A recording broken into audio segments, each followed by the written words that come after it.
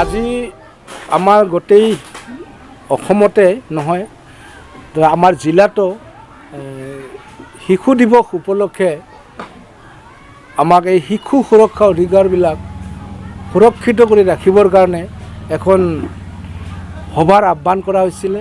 এই সভাত আমাৰ স্থানীয় ব্যক্তিসকল, বুদ্ধিজীৱীসকল আৰু আমাৰ নাগৰিক সমিতিৰ সদস্যসকলক লৈ আমি আজি এই শিশু সুৰক্ষা অধিকাৰ যিখন শিশু সুৰক্ষাৰ যি আমাৰ যি কাৰ্যসূচী আছে এই কাৰ্যসূচী আমি পালন কৰিম।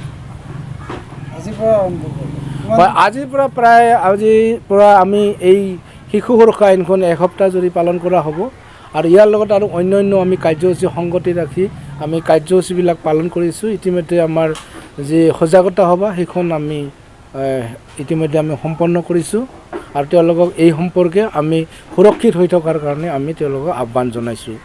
আমি 100% আশাবাদী যাতে আমাৰ এই বাৰ্তাৰ যোগেদি আমি গোটেই সমাজখনৰ শিশুসকলক আমি সুৰক্ষিত কৰিব পাৰোঁ আৰু তেওঁলোকে যাতে সুৰক্ষিত হৈ তেওঁলোকে বচাই ৰাখিব পাৰে আৰু সমাজখন যাতে সুৰক্ষিত হৈ থাকিব পাৰে তাৰে আমি বাৰ্তা প্ৰেৰণ কৰিছোঁ আৰু তেওঁলোকে আশাবাদী নিশ্চয়কৈ সুৰক্ষিত থাকিব আৰু হ'ব।